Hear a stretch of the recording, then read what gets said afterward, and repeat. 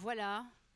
J'imagine que comme moi, vous avez été ému, I'm sure that you, just like all of us, were extremely moved by these testimonials. I'd like us to give a very warm round of applause to the director, Michelle Mitchell. Thank you. I think we were all quite taken and moved by this film. So this was the first conviction by the ICTR based in Arusha, a tribunal that is not a permanent tribunal, and that inspired another court, the International Criminal Court, that's ICC, that's permanent, that exists since 2002, that has been undergoing quite some criticism, and some of the members of the court left last year, and we will be now discussing this court, and I'm going to ask Gloria Atiba Davies to join me on stage. Gloria. Merci de l'applaudir. Welcome her. And we also have this evening another personality, Xavier-Jean Keïta, and Brody. Come with us, Stephanie Mopa. So I will be introducing all of these panelists. And thank you. Et avec nous également Abdul, Gadiry, Diallo. Mr. Diallo, thank you very much for joining us on stage. Mr. Keïta. So, Stephanie, please join me. Read Brody and Mr. Diallo, you'll sit next to me. Sorry, you will have the less comfortable seat. Doesn't matter, I'm sitting on the same seat as you, same type of seat. Gloria, I'd like to start with you, and the interpretation is functioning, and so you are working for the International Criminal Court and for the Prosecutor's Office, and you are in charge with gender issues and children. And this issue, rape, women rape, that has been recognized for the first time as a means of perpetrating genocide. I'm sure you actually are very much concerned, preoccupied, and certainly calls for reaction on your part, no? Thank you very much, Esther. Yes, it certainly does. Because as head of the Gender and Children Unit, I work with each and every situation that's investigated by the court. And in all of our investigations, we come up with evidence of sexual and gender-based violence. So it is something that is a reality to us in the Office of the Prosecutor. And that is one of the reasons why in 2014, the Office of the Prosecutor issued a policy on sexual and gender-based violence, which gives clarity about the approach that the office uses when it's dealing with those types of crimes. You yourselves saw, as we watched the film, the types of victimization that is sexual violence. And that is something that we see in one of the testimonies that we heard at the beginning of the film. We were told that one of the victims was victimized in such a brutal way. She had an object stuck into her vagina, and they pushed it right through and came up at the top. And that's the kind of thing that we see in the evidence that we collect. That it's not just the penis that is used. Different types of objects are used, not only against women, but also when violations are being committed against men. So it is indeed a reality, and it is something that the Office of the Prosecutor takes very seriously, which is why In the Ongwen trial that started in December of 2016, even though we had an earlier indictment in which Ongwen had been charged with 4 others, when he was arrested, the office conducted additional testimonies, amended the charges, and increased the number of charges that were laid against Ongwen. So now he is facing a trial, and he's been charged with several counts of sexual violence crimes. So we are currently in the middle of the trial, and because it's sub judice, I would not like to go into the evidence, but I invite you all to watch as the trial progresses. Thank you very much, Gloria. Reed Brody, après ces mots très, très forts de Gloria, Brody, I'd like to get you to react, all of you, to this film. It is true that rape as a war crime is used in many countries, and despite of this, one of the women in the film who was raped, it has nothing to do with revenge. It has to do with seeing justice being done. I mean, this is actually very moving to hear the victim say this. And in the first film, the film on Hissène Habré, we saw pretty much the same thing. And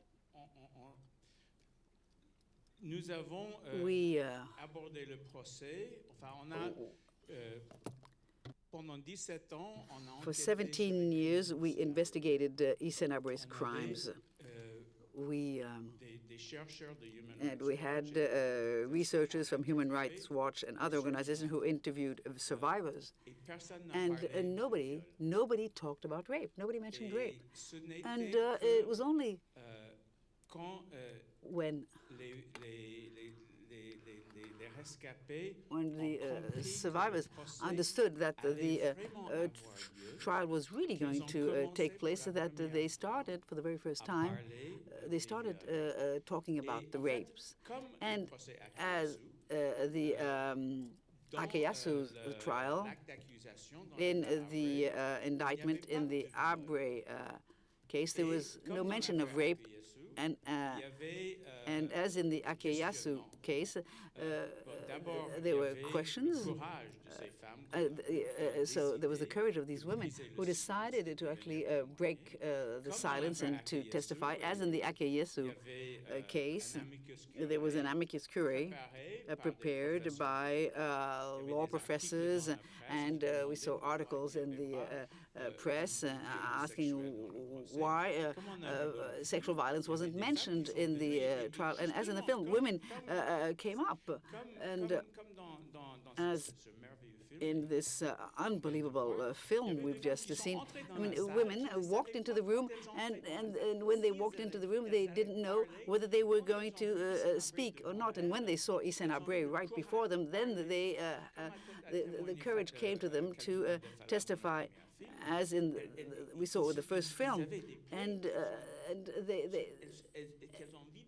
they were able to, get it all out. And when they saw Hissène Habré, that they got the courage to speak up.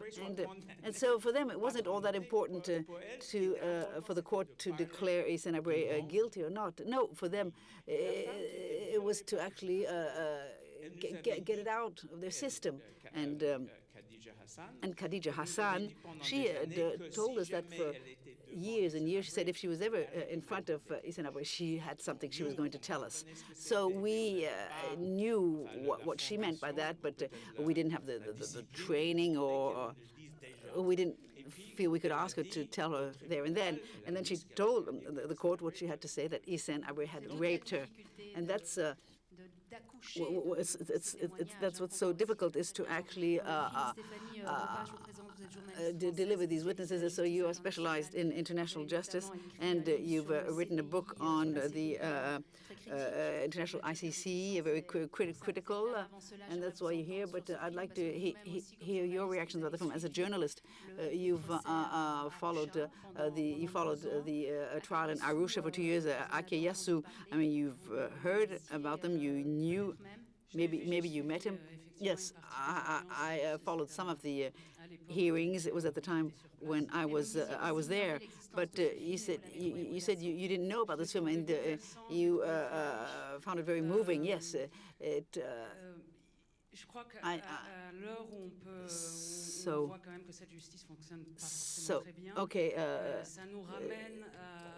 I need to say that the court doesn't function as well as it could, but when follows trials as such, and these moments you mentioned, when a witness comes before someone who's charged, and the witness suddenly speaks up. In the Milosevic trial, where the witness would come in to the court, and that when there was a very strong moment in justice being rendered, even more than a judgment. And what I found also extremely interesting in this film is that it goes to show that all of this is it's an adventure, and you have many people who actually played an important part. I mean, pioneers who were trying to build, to construct something, and so they are. You can feel all of this in the film. So Xavier-Jean, you're a member of the International Criminal Court. You're on the side of the defense. So what about the criticism made of the court? And a few words about the film to begin. Thank you. Good evening, everyone. I would like to say that I found this film extremely moving. And I'd like to thank Mrs. Mitchell for the very high quality of the film. And I'm certainly not I don't feel like I'm a part of the minority, even if the film only showed the side of the victims and the criminal charges side. This didn't bother me too much. But what I wanted to say, sorry, Mr. Keïta, and the Akayasu trial, was it fair? Was it a fair trial in your eyes? For me, I think it was a fair trial, because we can see that the charges, the prosecutor's office wasn't sure to win. So what I wanted to say to you is that this extraordinary film shows something quite amazing, and it shows the dignity of the victims, the dignity of these women, and they don't come there with a feeling of revenge. No, they're there to testify about something that they experienced, and then they have to go. They have to actually go beyond what their culture would dictate to them. And even if we are not all on the same side, apparently we are. Actually, we're in the same boat, the boat of justice. Yes, I'm on the side of the defense, and I quite understand Gloria, who is a friend, a colleague. I can understand her being on the other side, as Fatwa Bensouda, her boss. But what's important is that we see justice being done, and the Rwanda was a precursor on many items. And she is actually the chief prosecutor of the International Criminal Court. So you're the president of the Guinean organization of the defense of human rights, and you've actually addressed yourself to the International Criminal Court on behalf of a number of victims. Some of them women who've been abused sexually. I have to admit, after watching this film, I was struck by two matters. And the one mentioned by my brother, Xavier-Jean, but mostly the documentary presented by Human Rights Watch, where some women they came, but not full of hatred. No, they came just to say what they experienced, and they wanted international opinion to know about it, and they wanted what they had experienced to be taken into account to explain what the victims, what had been done to them. And the Arusha Tribunal was an experience that perhaps gave birth to what we are experiencing today in terms of international justice. But just so long as rape wasn't being taken into consideration, I think justice wouldn't have been rendered. And so the result of is to actually highlight those cases relating to rape. I mean, if my memory serves me right, I mean, there was one point in time when the rape wasn't taken into account, and the person who did the research on rape was somewhat disappointed. She came, the consultant that is, and as time passed on, it was considered as a very important item, and that is the consideration given to rape, which is a crime when countries are at war. And it's happening in other places. And we were talking about Guinea, and I will tell you more details about this later. And there's one experience that we are actually implementing, and perhaps so long as the countries take their own responsibility, the ICC doesn't have really much to do. Stéphanie Maupin, on en arrive donc à cette Stephanie Maupin, so now we're going to talk the International Criminal Court being much criticized. You've criticized it quite a lot in your book. So Stephanie, a few words about the court, how it came about in 2002, and the difference between the court and the tribunal of Arusha. So what can be said between, on the one hand, the court and the tribunal? I mean, you are a specialist of international justice. So the International Criminal Court was created pursuant to the signing of a treaty. It's not the case like with the former Yugoslavia International Criminal Tribunal, and that's what's so specific about the ICC. It was created by a treaty. A number of states negotiated a treaty. It was 1998, and this treaty then was ratified by a certain number of states, 124 to be exact. And what's important in all of this is that the court has jurisdiction to pursue authors of crimes on the territories of these 124 states. Mais pas par de très importants États. But not by many very large states like the United States of America, China, Syria. China. So, Mr. Keïta, Syria, who hasn't ratified the treaty. I feel like asking you this question because it's at the very heart of the news today. Do you think there'll be a day when the International Criminal Court will actually pursue Bashar al-Assad? Do you think the day will come when you will defend Bashar al-Assad? Why not? So I'd like to add to what Stephanie has just said. The International Criminal Court wasn't just set up to actually judge crimes committed on the territory of states that ratified it, but also crimes that could be committed by nationals of those states. So we wanted to have a criminal court that could cover the world over with its good sides and bad sides. And there is a possibility that the Security Council, so in the name of international security and peace around the world, to actually self-award oneself of a given situation, and as was the case with Darfur and Sudan, where for Libya, and to actually take a case before the International Criminal Court. And these countries are not did not sign the treaty. Yes, there is also the possibility that one day I will defend Bashar al-Assad.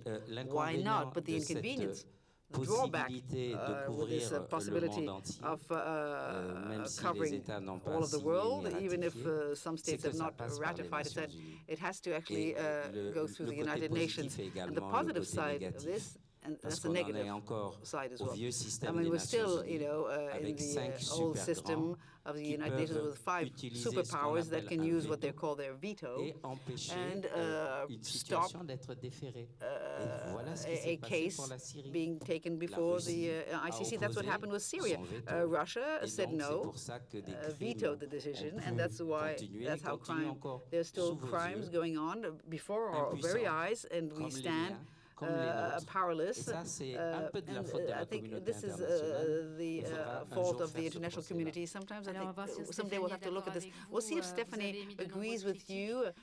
You've been quite critical about the International Criminal Court.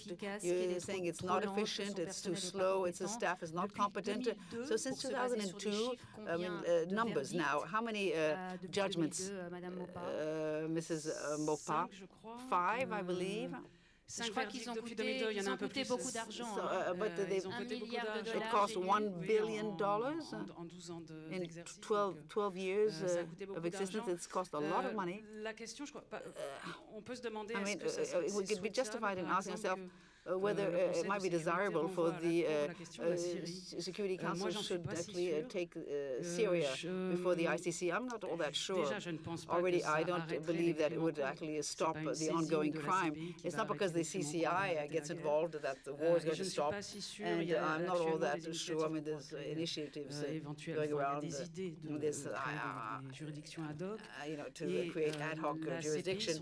And the ICC, up until now, hasn't really been all that effective. I mean, it's very slow, and there's some issues about the choices that are made by to charge or not to charge, to go after such and such a person. And one gets to the point where I'm not so sure that it would be a good thing if the ICC goes after Bashar al-Assad.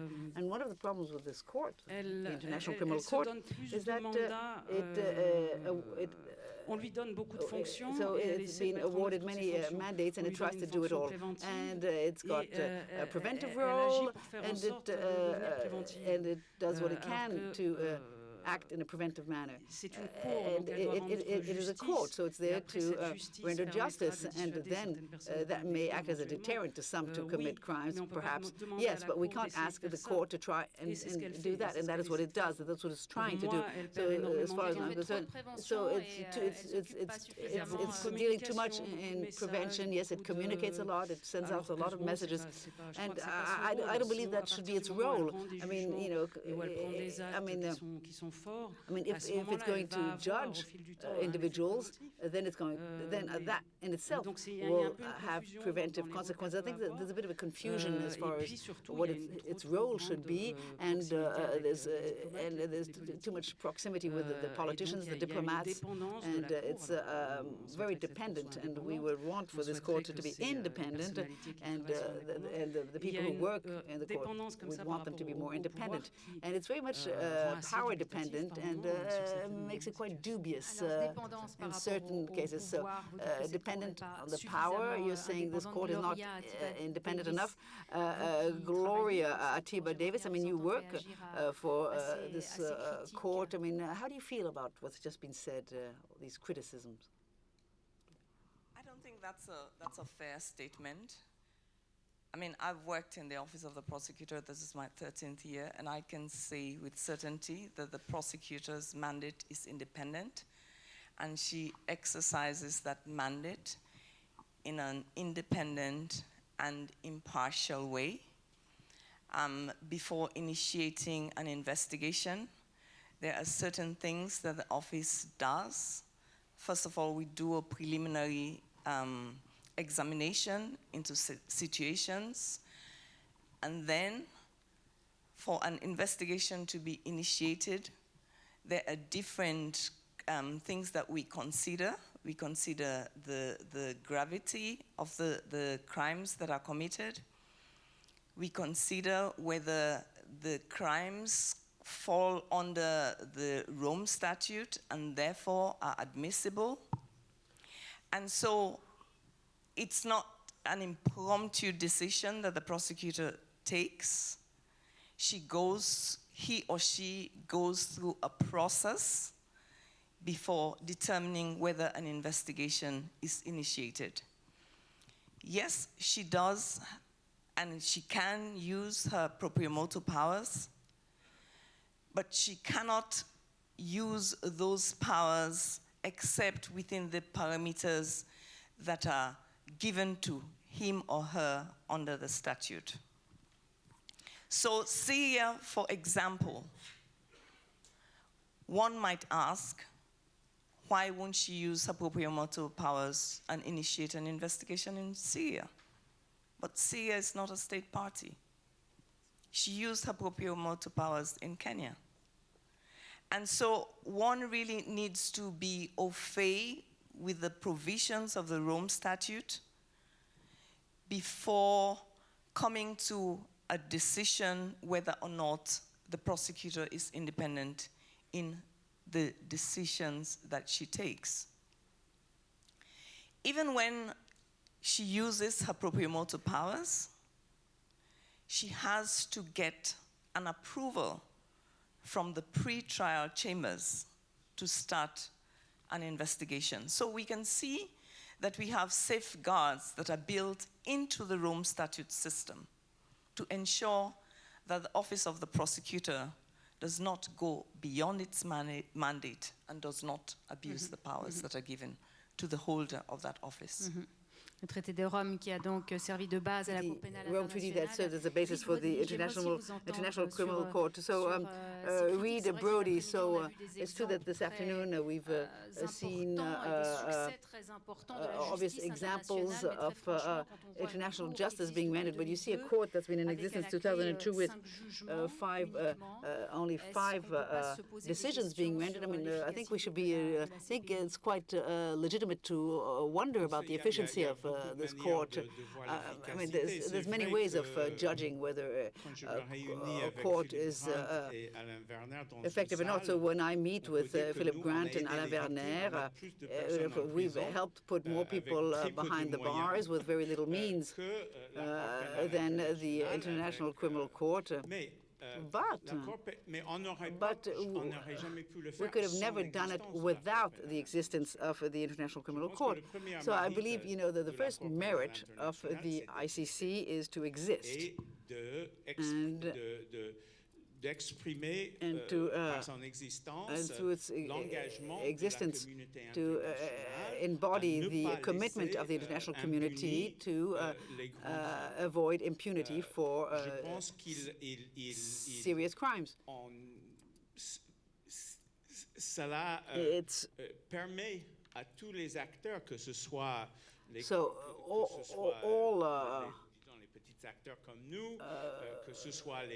all players, I mean, tribunals like in Guinea or you and I, it actually sets forth an ideology, an ambiance, a right. Now, so Isenabre was convicted of rape because, or thanks to the Akayasu case. So it contributes to the creation of an ethics. And when I go to The Hague and I see the building of the ICC, the thousands of civil servants, but we've never asked how much Nuremberg cost. What was the price of Nuremberg? Perhaps, most probably less. It cost less. But I think it has the merit of having existed, and it's given birth to case law. So I would like the ICC to be more efficient. I wish it would initiate proceedings much faster, like in the case of the Gaza Strip or Colombia or the British troops in Afghanistan, or as they did with Libya. It's true, I would have liked for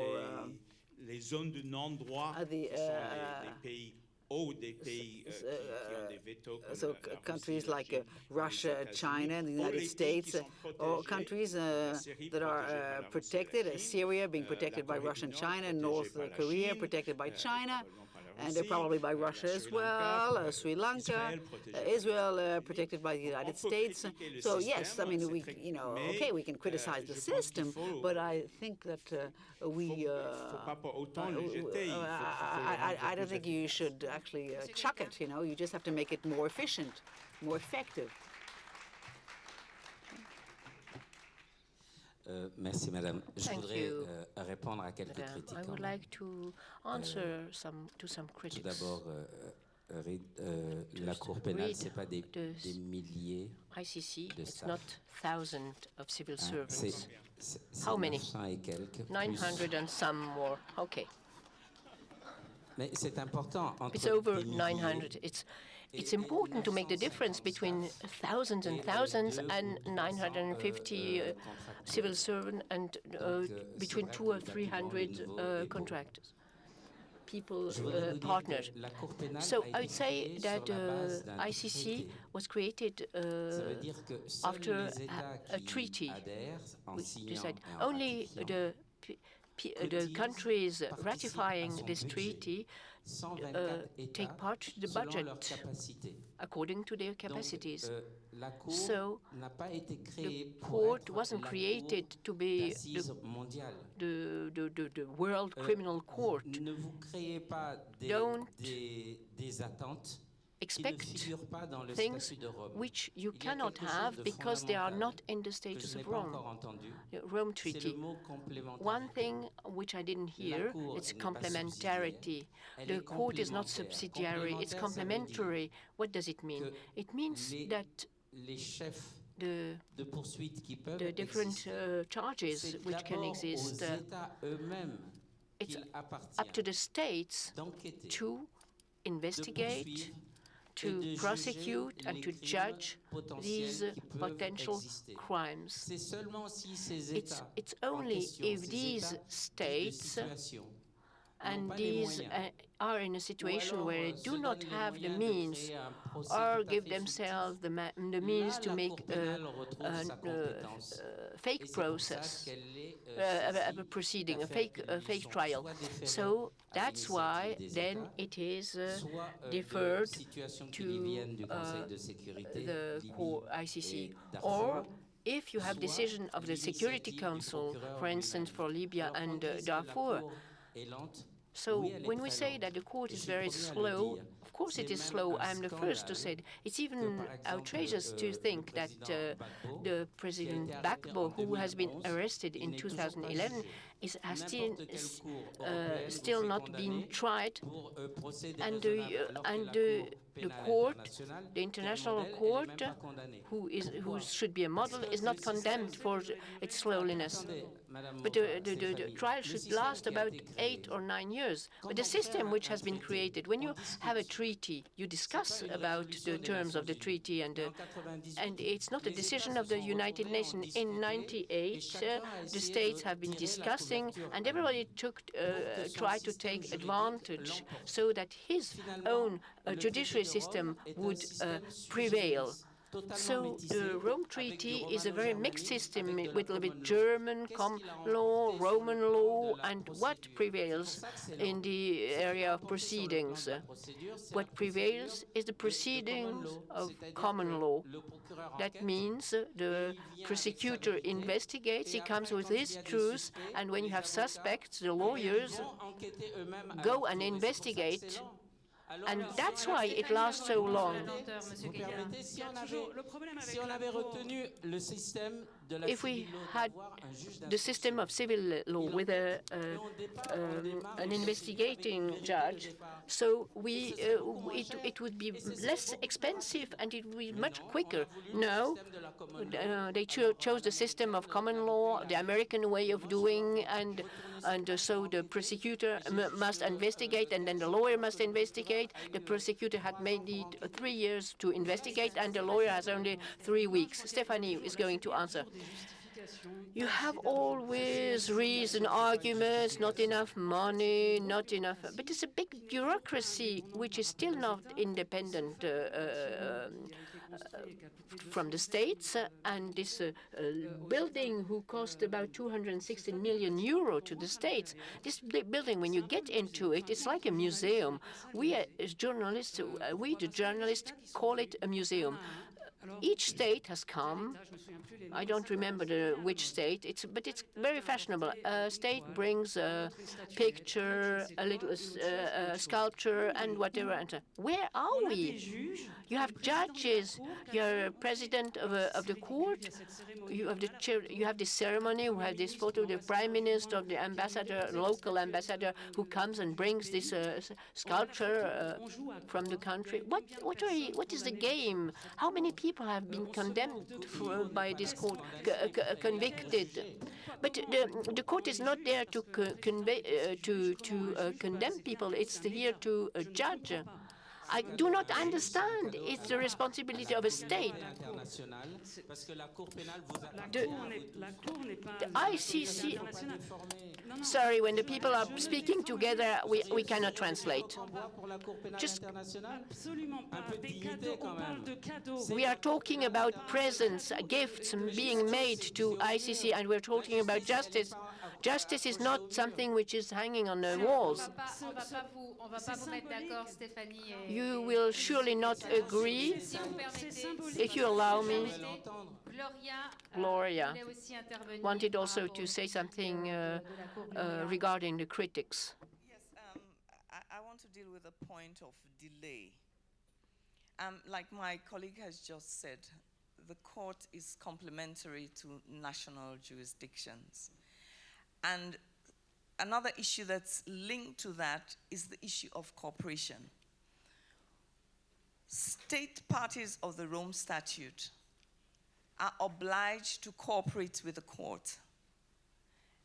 And one should remember that the court is based in The Hague, and it's never on the ground when conflicts are going on in the different situations.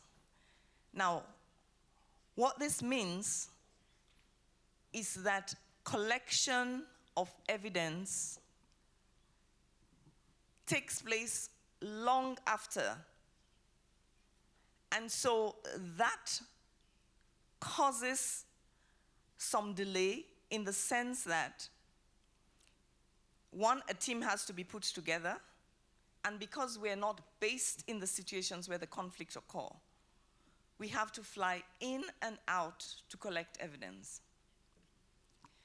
Another issue that's linked to that is the fact that we have an issue with witness protection. If you would recall, that was one of the issues, one of the challenges that ICTR faced when some of the witnesses said they would not testify because they were scared. So we have the issue of protection. And the court would not expose any witnesses or expose any staff member until we have a robust security response system in place. And so if you do not have cooperation with a government, especially if you're investigating officials of that government, you can imagine the challenges that we face, and therefore the length of time that it would take the court to put such a system in place. Something else that has to be borne in mind when we're talking about delay is the fact that witnesses themselves do have to travel. Some of them have never left their villages before to come to the city, let alone to fly out of the country. And so all that is part of the operational challenges that we have to face. In most cases, we investigate in situations of ongoing conflict or at best post-conflict situations. This means that collecting evidence is not as easy as it would be in a national jurisdiction. One should realize that in post-conflict countries, most of the infrastructure is broken down. You have problems collecting, especially for things like crimes like sexual and gender-based violence, to collect medical evidence, to collect samples, to collect physical evidence.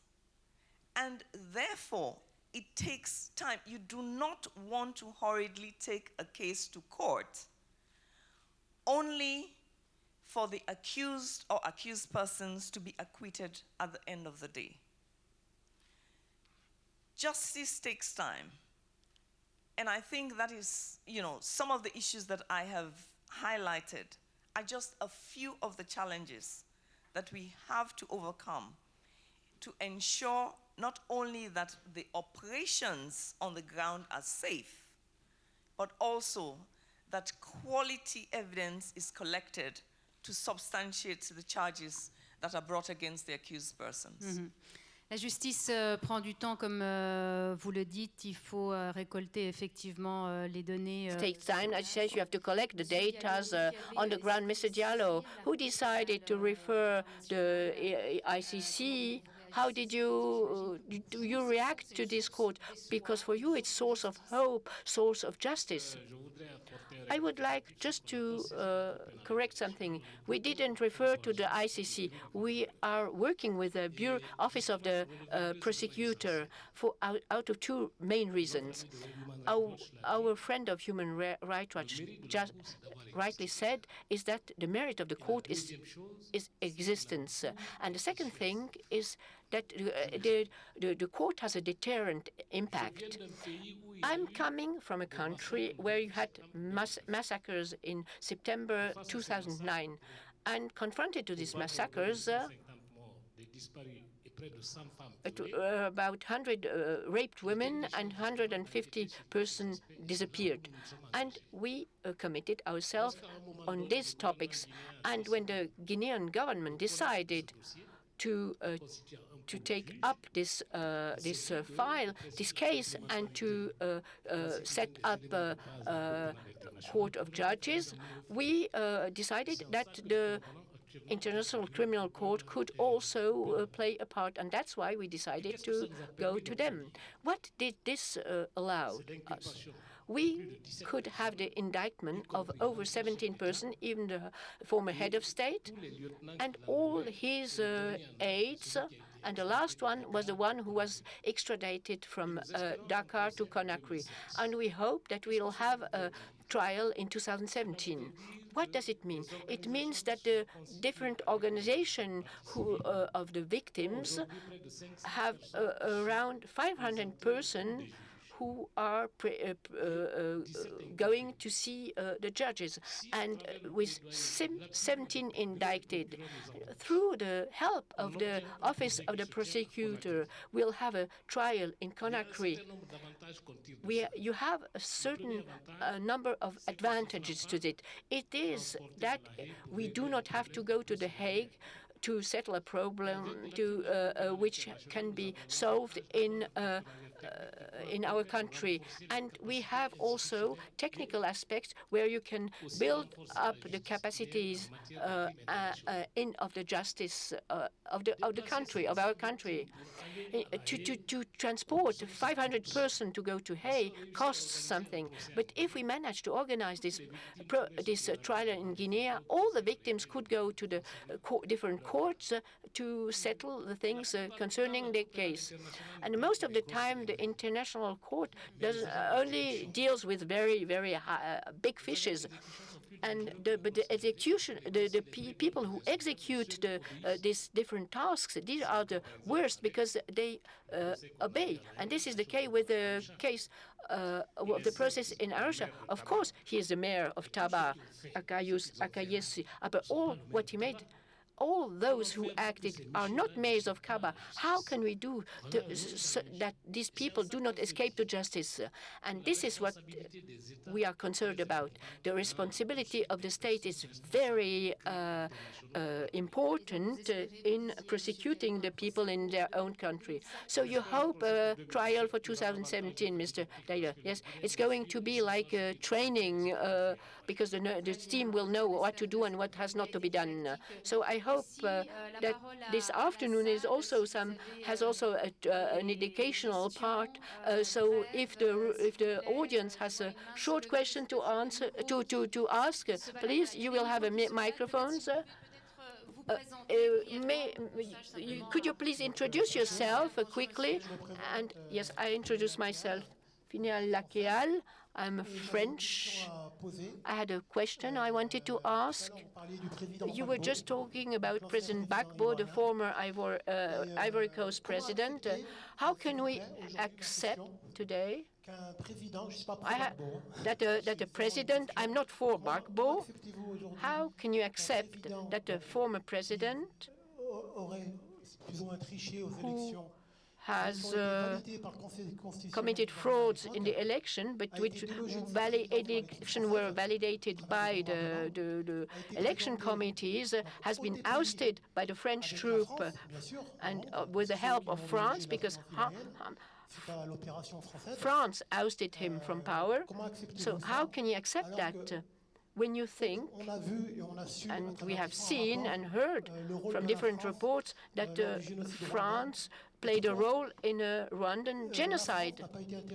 How wasn't France not interviewed? Because we, the European, have also certain responsibilities in the massacres.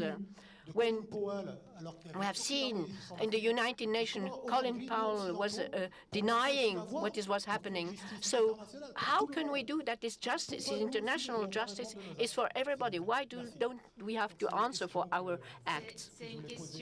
Yes, thank you. This question is for Mr. Keïta. Well, thank you for your question. The multiple questions in your questions. I mean, the ICC is only competent to judge individuals.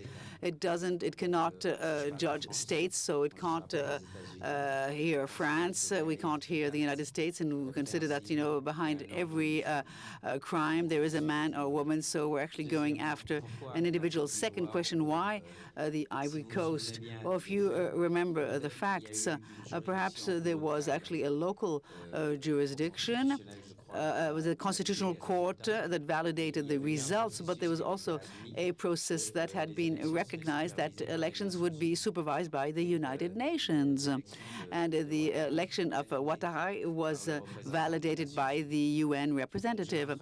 So I'm not going to go into the details, but what I want to tell you, why in Côte d'Ivoire, well, because at the time, the Gbagbo, the president himself, and it's a possibility that's offered by the Rome Treaty, and without being a party state, you can actually agree to the court's competency, and President Gbagbo had agreed to it well before the recent facts you have alluded to. It's when Ouattara found out that he may be president, he then wrote to the criminal court, to Fatou Bensouda, to say, yes, I also admit to the jurisdiction, I accept the jurisdiction of the court, and I can't say why France hasn't been questioned, and the ICC is not there to sort out all the misery of the world. And I think each state should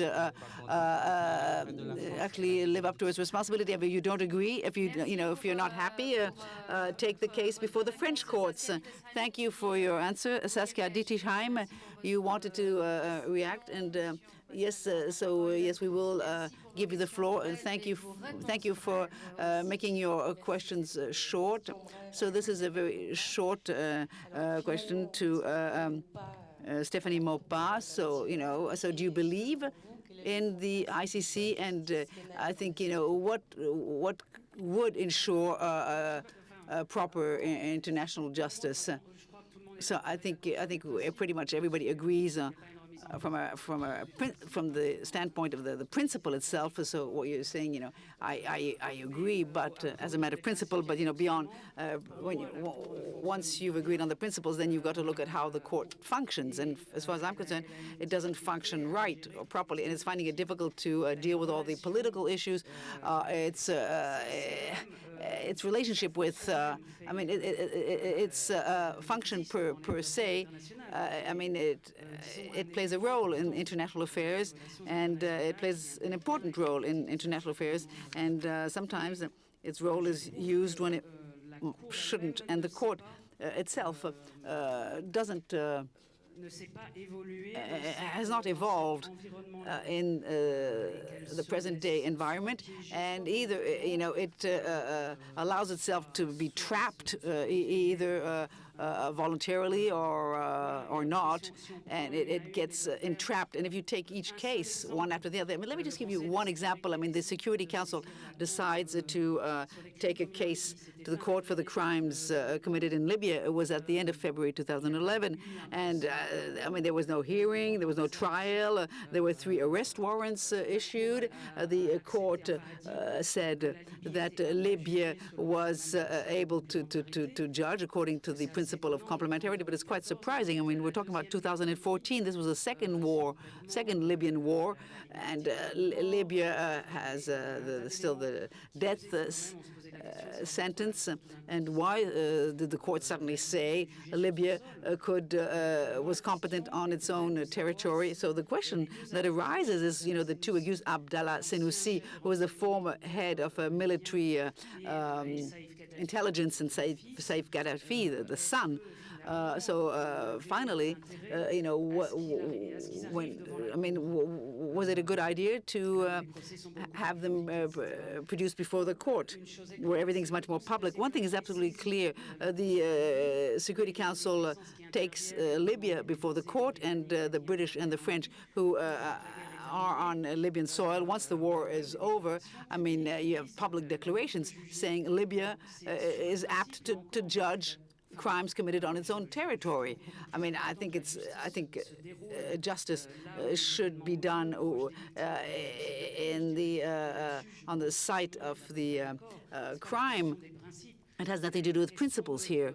It has much more to do with the following question. The court accepts this principle of complementarity when politically it actually was more practical for it. And what can we conclude from this? Well, 15 days ago, or a month ago, the United Nations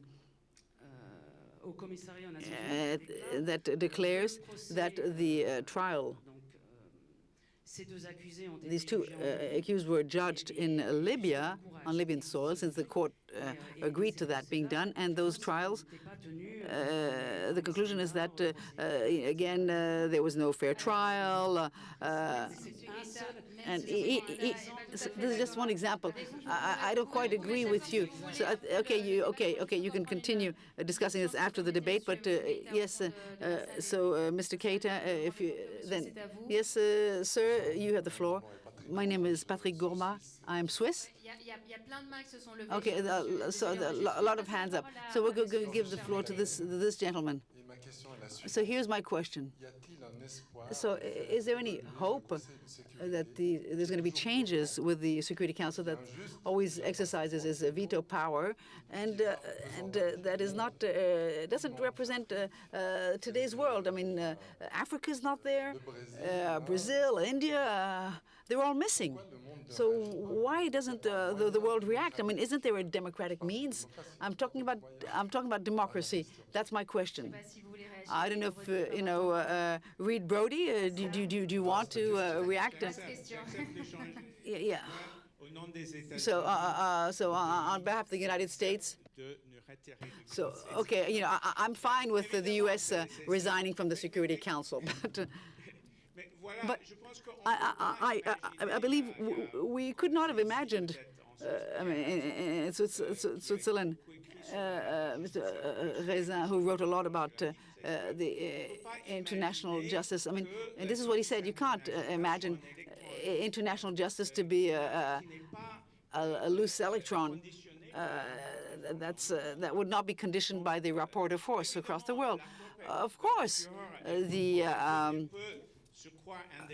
I mean, again, the prosecutor may consider himself or herself independent, but she's not going to. So again, you know, on what's happening in the Gaza Strip or the presence of what the British troops are doing in Afghanistan. I mean, you know, she can't go as fast as. I mean, we talked about Libya.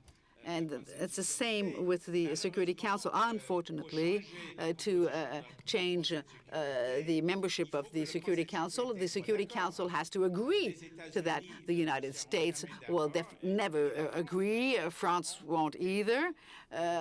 So, I mean, they want to remain members of the Security Council. So it's difficult to imagine.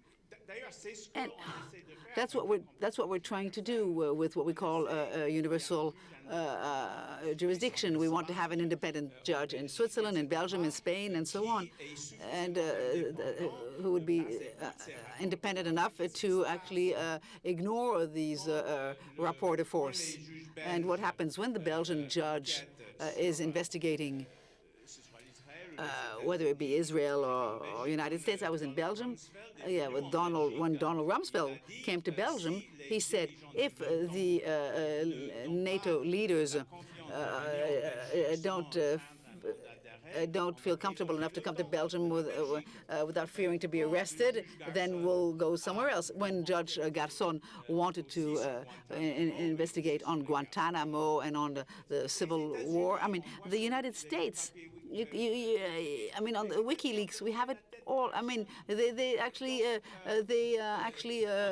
wanted to get Garson's head, so we try and we want to have an independent prosecutor. Yes, but I mean, I have a lot of admiration for Madame Bensoussa, especially if you compare with who was before her. I mean, she is extremely serious, and I have a lot of respect for her.